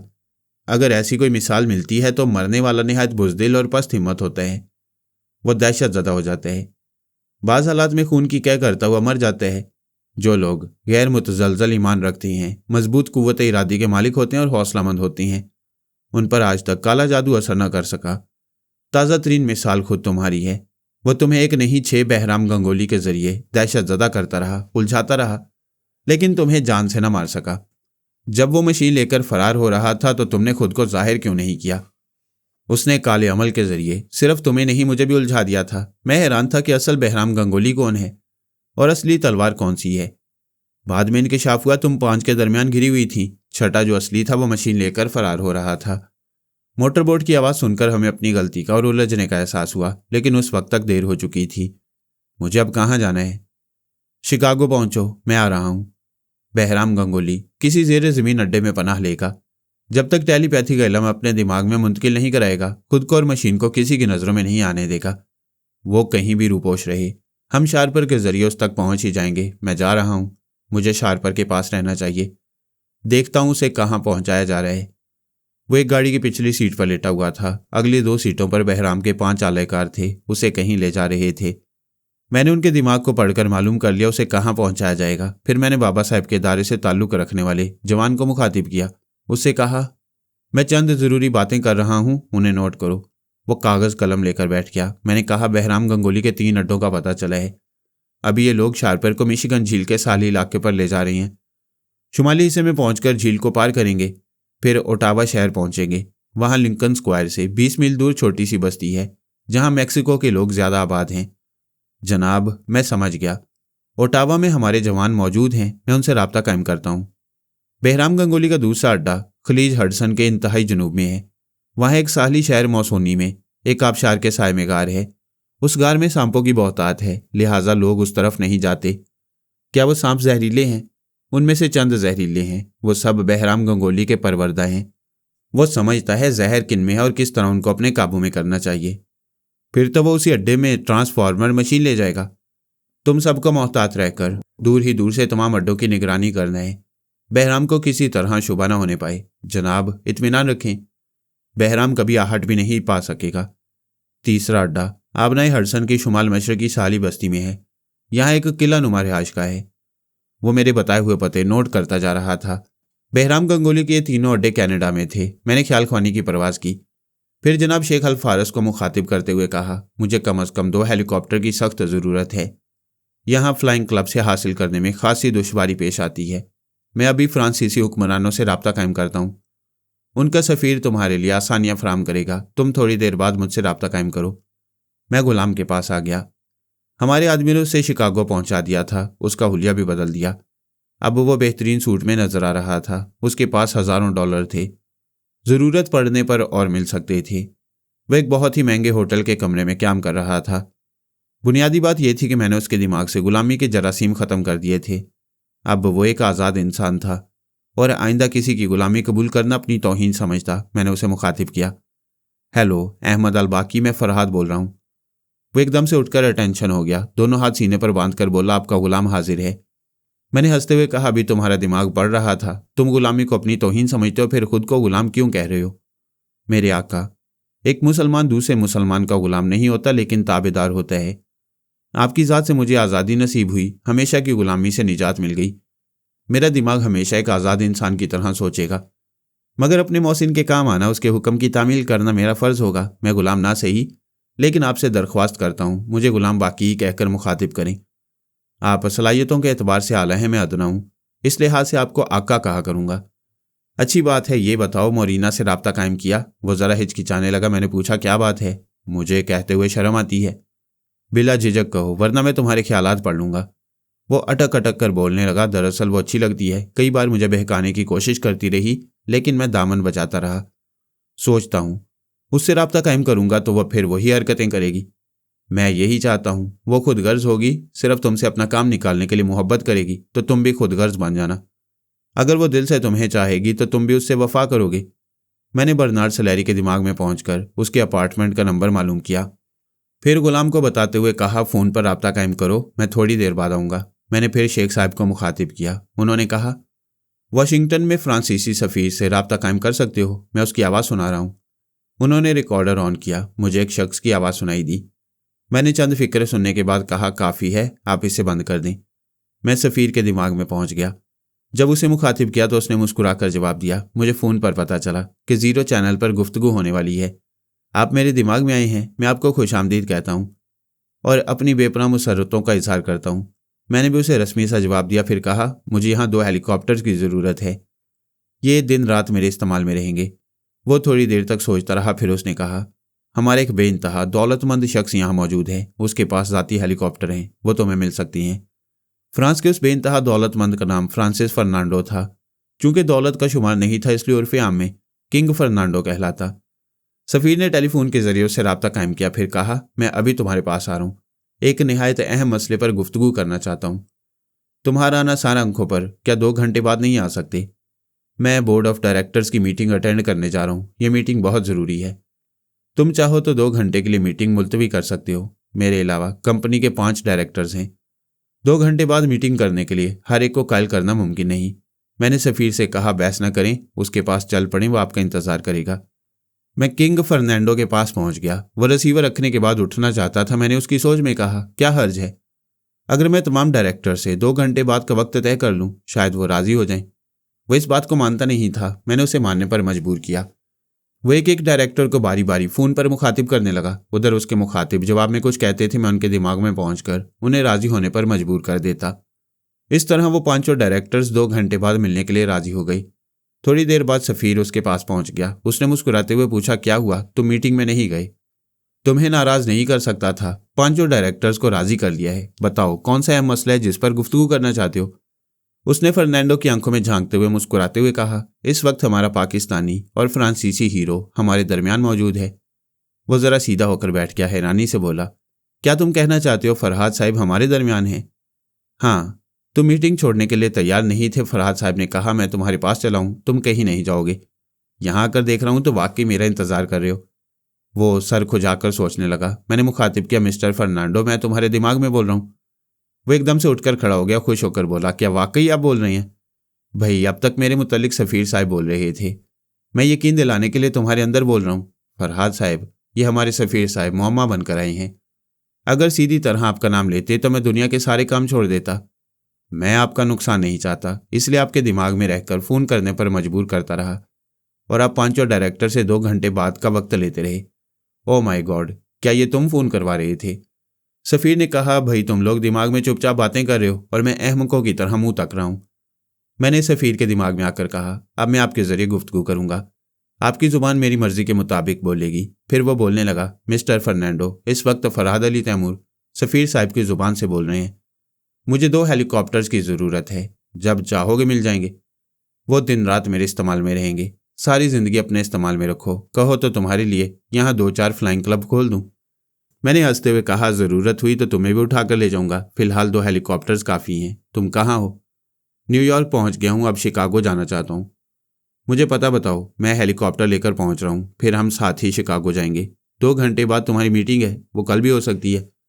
तुम्हें लाखों डॉलर का नुकसान होगा, तुम्हारे लिए जान दे सकता हूँ, लाखों डॉलर क्या चीज़ है। खुशी के मारे किसी को ये ना बता देना कि मैं यहाँ मौजूद हूँ। मुझसे हमाकत की तवक्को ना करो, बस मैं आ रहा हूँ। वो रवानगी के लिए उठ गया। मैं सफ़ीर साहब का शुक्रिया अदा करके दिमागी तौर पर अपनी जगह हाजिर हो गया। अभी यहाँ मसरूफियात का एक लामुतनाही सिलसिला था। पौमी से मुलाकात होने वाली थी। उधर गुलाम बाकी भी मोरीना के पास पहुँच गया होगा। फिर हम सबको हेलीकॉप्टर के जरिए बहराम गंगोली के मुख्तलिफ अड्डों तक पहुँचना था। मैं दास्तान के इस हिस्से की तरफ थोड़ी देर बाद आऊँगा। अभी आपको सोनिया, शीबा, पारस, जोजो, रसवंती और पारस दोम के मुतल्लिक बताना भी ज़रूरी है। टीपू अपने बाप मुराद वॉटसन के साथ शॉपिंग कर रहा था। अब से 4 घंटे बाद उसे एक त्यारे में पेरिस के लिए रवाना होना था। तैयारियां मुकम्मल थी, मगर बेटे ने बाप से कुछ और चीज़ों की फरमाइश की तो वो खरीदने चला आया। इसी शॉपिंग सेंटर के बाहर एक कार में दूसरा टीपू बैठा हुआ था और वो हमारा पारस था। उसके साथ शंकर, रानी सरदार और हमारे 2 आदमी थे। रसवंती ने शंकर को मुखातिब करते हुए कहा, यह अच्छा मौका है। मुराद वॉटसन एक जगह खड़ा हुआ रोमानी नावलों का इंतखाब कर रहा है। उसे बहुत दूर टीपू अपने लिए चीज़ें पसंद कर रहा है। मैं टीपू को यहाँ ला रही हूँ, तुम हमारे पारस को वहाँ पहुँचा दो। फिर उसने पारस के पास आकर कहा, बेटे तुम्हारा इम्तिहान शुरू हो रहा है, परफेक्ट टीपू बनने के लिए तैयार रहो। वो शंकर के साथ कार से बाहर निकला। उधर रसवंती ने टीपू के दिमाग पर कब्जा जमाया, फिर उसे आहिस्ता आहिस्ता चलाती हुई स्टोर से बाहर ले आई। शंकर दूसरे दरवाजे से पारस को उसी स्टोर में अंदर ले गया। असली टीपू कार के पिछले दरवाजे पर आ गया। फिर अंदर बैठी हुई रानी सरदार ने उसे हाथ पकड़कर अपने पास बिठा लिया। इतने में शंकर भी पहुंच गया। पिछली सीट का दरवाज़ा बंद हुआ, कार स्टार्ट हुई, फिर वहां से आगे चल पड़ी। रसवंती ने टीपू के दिमाग को जरा आज़ाद छोड़ा तो वो एकदम से घबराकर आसपास देखने लगा। रानी सरदार ने उसके सर पर हाथ फेरते हुए कहा, बेटे घबराने की बात नहीं है, हम तुम्हें अच्छी जगह ले जा रहे हैं। सिर्फ 6-7 घंटे अपने पास रखेंगे, फिर तुम्हारे डैडी के पास भेज देंगे। वह चीख कर बोला, नहीं मैं नहीं जाऊंगा, तुम लोग कौन हो, मुझे कहाँ ले जा रहे हो? रसवंती ने कहा, शंकर इसे संभालो, चीखने ना दो, लेकिन कोई ज्यादती ना करना। मैं अभी अपने बेटे की खबर लेकर आती हूँ। पारस अपने लिए खिलौने पसंद कर चुका था। मुराद वॉटसन ने पास आकर कहा, अरे तुमने ये हवाई जहाज पसंद किया, तुम तो कहते थे पायलट नहीं डॉक्टर बनोगे। पारस ने जवाब दिया, डैडी ये खिलौना हवाई जहाज है। क्या आदमी डॉक्टर बनने के बाद हवाई जहाज में बैठता नहीं है? क्या जो बच्चे पायलट बनना नहीं चाहते वो हवाई जहाज से नहीं खेलते? उसने हंसते हुए कहा, तुम बहुत शरीर हो गए हो। उसने बिल अदा किया, फिर खिलौने उठाकर पारस के साथ चलता हुआ स्टोर से बाहर जाने लगा। स्टोर की सीढ़ियां उतरते हुए उसकी नज़र पारस के पांव पर पड़ी। वो एकदम से चौंक कर बोला, तुम तो सफ़ेद कैनवस शूज़ पहनकर आए थे, ये काले जूते कहाँ से आ गए? रसवंती से एक गलती हो गई थी। आखिर बेचारी कितनी बातों पर ध्यान दे सकती थी। जब टीपू अपने बाप के साथ शॉपिंग के लिए घर से निकला तो उसने शंकर से कहा था, फौरन फुला रंग के कपड़े और जूते पहनाओ। वो शायद ये कहना भूल गई थी कि पारस को सफ़ेद कैनवस के शूज़ पहनने चाहिए। शायद इसीलिए ये गलती हो गई। उसने पारस के दिमाग में रहकर कहा, ओ डैड, मैंने चलते वक्त तो सफ़ेद जूते पहने थे, लेकिन आप कार की चाबी भूल गए थे। आप चाबी लेने अपने कमरे में गए तो मैंने अपने कमरे में जाकर जूते बदल लिए। उसने सोचा शायद ऐसी ही बात हो। वो इतनी सी बात पर बहस नहीं करना चाहता था, गोया किसी हद तक कायल हो गया। रसवंती जरा देर के लिए पारस को छोड़कर टीपू के पास आई। वो चुप नहीं रहना चाहता था। बाज बच्चे सहमकर खामोश हो जाती हैं, बाज बेबाक हो जाती हैं, या फिर अगवा करने वालों के मकासद को नहीं समझते, अपनी आज़ादी के लिए मचलते हैं। वो भी मचल रहा था। शंकर ने मजबूर होकर उसके मुंह पर टेप लगा दिया। एक तरफ से रानी सरदार ने और एक तरफ से शंकर ने हाथ पकड़ लिए। बार बार समझाते जा रहे थे, देखो बेटा, हम तुम पर जुल्म या ज्यादती नहीं करना चाहते। सिर्फ 6-7 घंटे की बात है, तुम्हें आराम से रखेंगे, फिर तुम्हारे डैडी के पास पहुंचा देंगे। रसवंती ने सोचा, जब ये लोग टीपू को लेकर कोठी में पहुंचेंगे तो मैं टीपू के दिमाग पर काबिज हो जाऊंगी, ताकि ये गाड़ी से उतरकर कोठी के अंदर जाने की जिद्दोजहद न करे। इस पर दूसरी कोठी वालों की नजर न पड़े। वो पारस के पास आ गई। मुराद वॉटसन ने कार ड्राइव करते हुए कनखियों से पास बैठे पारस को यानी अपने बेटे टीपू को देखा। फिर मुस्कुराते हुए पूछा, तुम्हें हिंदुस्तान अच्छा लगता है या अमेरिका? वो अपने खिलौने को देख रहा था, बेध्यानी में बोल गया, मैंने तो कभी अमेरिका की सूरत ही नहीं देखी। बाप ने चौंक कर उसे देखा, फिर नागवारी से बोला, व्हाट नॉनसेंस, तुम अमेरिका में पढ़ते हो और कहते हो अमेरिका की सूरत नहीं देखी। रसवंती परेशान हो गई, इस गलती को कैसे दुरुस्त करे। उसके सोचने के दौरान ही पारस ने जल्दी से कहा, ओ डैड, मैं उसे अमेरिका नहीं समझता। इतनी सारी रियासतों को मिलाकर एक मुल्क बनाया गया है, उसे कहते हैं यूनाइटेड स्टेट्स ऑफ अमेरिका। आपका सवाल गलत है। आपको ये पूछना चाहिए कि मुझे हिंदुस्तान अच्छा लगता है या स्टेट, क्योंकि मैं कनाडा में रहता हूँ, जिसे आप शुमाली अमेरिका कह सकती हैं। ताज्जुब है, तुम खामोश रहा करते थे, कभी इतनी बातें नहीं करते थे। क्या मुझसे बिछड़ते वक्त तुम्हारे अंदर चाबी भर गई है? पारस ने जरा संजीदा होकर जवाब दिया, मैं खामोश रहने का आदी नहीं हूं। जब आप लोगों के बारे में सोचता हूं तो चुप सी लग जाती है। सोचता हूं ये कोई जिंदगी है? डैडी हिंदुस्तान में, मम्मी पेरिस में और मैं कनाडा में। तुम्हारी मम्मी बार बार कहती है मैं पेरिस आ जाऊं, और मैं सोचता हूं अभी ज्यादा से ज्यादा दौलत कमाने की उम्र है। जब बूढ़ा हो जाऊंगा, थक जाऊंगा तो पेरिस चला जाऊंगा। ये एशियाई मुल्क सिर्फ कमाने के लिए होते हैं। रहने और ऐश करने के लिए यूरोप का कोई मुल्क बेहतर होता है। तुम्हारी मम्मी ने पहले ही वहां ठिकाना बना लिया है। पारस ने रसवंती का तस्वुर किया। हालांकि अभी तक उसकी सूरत नहीं देखी थी, लेकिन माँ का तस्वुर एक नौरानी हैवला होता है, जिसे माँ से महरूम बच्चे देखते हैं। उसने भी नौरानी हैवले को देखते हुए कहा, पता नहीं मैं कब पेरिस पहुंचूंगा। मामा बड़ी बेचैनी से मेरा इंतजार कर रही होंगी। मुराद वॉटसन ने फिर हैरानी से कहा, तुम अपनी मम्मी को मामा कह रहे हो? पारस ने चौंक कर कहा, डैड, अगर मैं मामा कहा करूं तो कितना अच्छा लगेगा। ओह नो, तुम्हारी मम्मी ने मम्मी कहना सिखाया है। वो यही अंदाज़े तखातुब पसंद करेंगी। रसवंती ने चुपके से कहा, मेरे बच्चे, तुम क्यों गलतियां कर रहे हो? मैंने कौन सी गलती की है? तुमने वो काले जूते कब पहने? किसी ने मुझे सफ़ेद जूते पहनने के लिए नहीं कहा था। चलो, ये शंकर की या मेरी गलती थी। अभी तुम अमेरिका के बारे में क्या कह रहे थे? मैंने खेलने के ध्यान में उल्टी बात कह दी थी। उसे फिर उल्टा सीधा समझा दिया। ये टीपू की मम्मी को मामा क्यों कह रहे थे? मैं आपका तस्वुर कर रहा था, मुंह से मामा निकल गया। बेटे, ये बहुत अहम मौका है। आज तुम्हें हर हाल में यहाँ से निकल जाना है। हाजिर दिमाग रहा करो। खेल की तरफ ध्यान ना दो और मेरा तस्वुर भी ना करो। अगर यही बात एक माँ से कहूँ कि वो बेटे का तस्वुर ना करे तो? एक तो तुम्हें इतनी सी उम्र में बड़ी बड़ी किताबें पढ़ाकर परेशान हो गई हूँ। हर बात का जवाब देते हो। कोई बात तो खाली जाने दिया करो। मैं टीपू के पास जा रही हूँ, संभल कर रहना, अभी आ जाऊंगी। वो टीपू के पास पहुंची तो देर हो चुकी थी। उससे पहले ही शंकर और रानी सरदार उसे लेकर कोठी में पहुंच गए। उसके मुंह पर टेप लगा हुआ था, वो आवाज़ नहीं निकाल सकता था, मगर हाथ पांव से जिद्दोजहद कर रहा था। कार से निकलकर शंकर ने उसे दोनों बाजू में जकड़ लिया। उसे कोठी में ले जाना चाहता था। उसी वक्त जाने कहाँ से मंगल पांडे आ गया। उसे तो पहुंचना ही था। उसकी बीवी चंपा अनेक्सी में रहती थी। फिर वो पारस का शुक्रिया अदा करने आया था। पिछले दिन वो बच्चा उसे लात ना मारता, वो स्विमिंग पूल में ना गिरता, गौतम को दुश्मन के हाथों से ना बचाता, तो ना उसे 10,000 मिलते और ना तरक्की होती। वो खुशखबरी सुनाने आया था कि उसे एसपी यानी सुपरिटेंडेंट ऑफ पुलिस बना दिया गया है। जैसे ही वो हाथे में दाखिल हुआ, उसकी नज़र पोर्च की तरफ गई। शंकर किसी बच्चे को दोनों बाजू में जकड़कर जबरदस्ती कोठी के अंदर ले जा रहा था। रानी सरदार 2 आदमियों के साथ कार से निकलकर बड़ी उजलत में जा रही थी। उसके अंदाज से पता चल रहा था वो घबराए हुए हैं या जल्दी में हैं। वो सोच में पड़ गया, ऐसे में क्या करना चाहिए। इतना समझता था कि इस कोठी में रहने वालों का ताल्लुक फरहाद से है। वो सोचता हुआ नेक्सी में आया। वहां चंपा फर्श पर बैठी रो रही थी। उसने ताज्जुब से पूछा, क्या बात है, क्यों रो रही हो? मेरे नसीब खोटी है, एक बेटा मिला था, वो भी बिछड़ गया। उसने कोठी के पोर्च की तरफ देखते हुए कहा, अच्छा अब समझा, वो लोग जय किशन को छीन कर ले गए हैं। चंपा ने हैरानी से पूछा, कौन लोग? वही जो इस कोठी में रहते हैं। मैंने अभी देखा है, वो जबरदस्ती जय किशन को उठाकर ले जा रहे थे। वो एक सर्द आह भरकर बोली, मेरे जय किशन को किसी ने जबरदस्ती नहीं छीना, उसकी रुखसती का वक्त आ गया था। अब वो अपनी माँ के पास जा रहा है। फिर भला मैं कैसे रोक सकती थी? वो मेरे गले लगकर मुझे प्यार करता रहा, फिर मेरे आंसू पहुंचकर रुखसत हो गया। वो कहाँ गया है? पता नहीं, शंकर वगैरह उसे ले गए थे। अरे यही तो कह रहा हूँ, शंकर उस बच्चे को जबरदस्ती कोठी के अंदर ले गया है। जरा मैं देखूँ तो सही क्या बात है। वो तेजी से चलता हुआ कोठी के पोर्च में आया। फिर बरामदे में पहुंचकर कॉल बेल के बटन को दबाया। जरा सी देर में दरवाज़ा खुल गया। शंकर के एक आदमी ने दरवाजा खोला, फिर एसपी की वर्दी में मंगल पांडे को देखकर घबरा गया। वो दरवाजा बंद करना चाहता था। पांडे ने अपनी एक टांग अड़ाकर कहा, खबरदार, मेरा नाम मंगल पांडे है, कोई मेरा नाम लेने की हिम्मत नहीं कर सकता।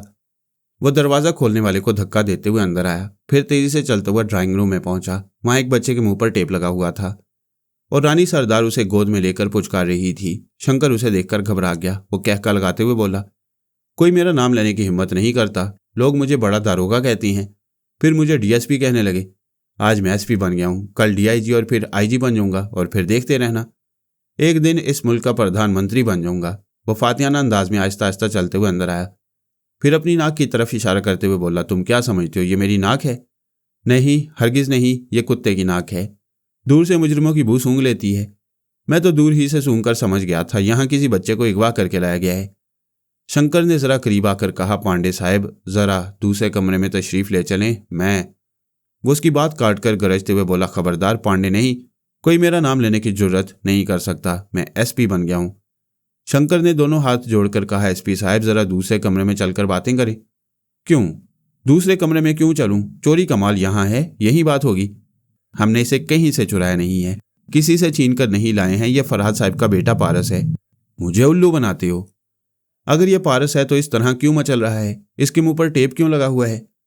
इसके दिमाग पर दुश्मन टेलीपैथी जानने वाला कब्जा जमाए हुए है, इसे परेशान कर रहा है और हम इसे काबू में रखने की कोशिश कर रहे हैं।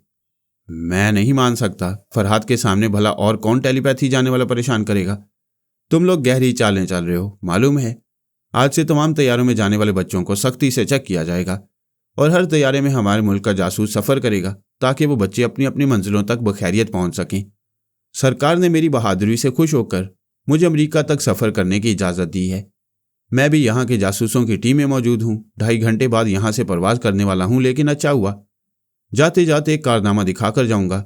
इसके मुंह से टेप खोलो, इसके दिमाग पर किसी ने कब्जा जमाया है। उसी वक्त रसवंती पहुंच गई। पांडे की बातें सुन रही थी। उसने दिमाग पर कब्जा जमाकर उसे चीखने चिल्लाने और उछलने कूदने पर मजबूर किया। फिर शंकर से कहा, इसके मुंह पर टेप लगा दो।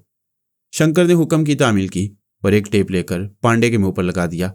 वो उसके दिमाग में कहका लगाते हुए बोली, मैं हूं दुश्मन टेलीपैथी जाने वाला। मैं इस बच्चे के दिमाग में था, अब तेरे दिमाग में हूं। वो अपना हाथ बढ़ाकर मुंह से टेप हटाना चाहता था, मगर रसवंती ने हटाने नहीं दिया। उसका हाथ इधर से उधर बहकने लगा।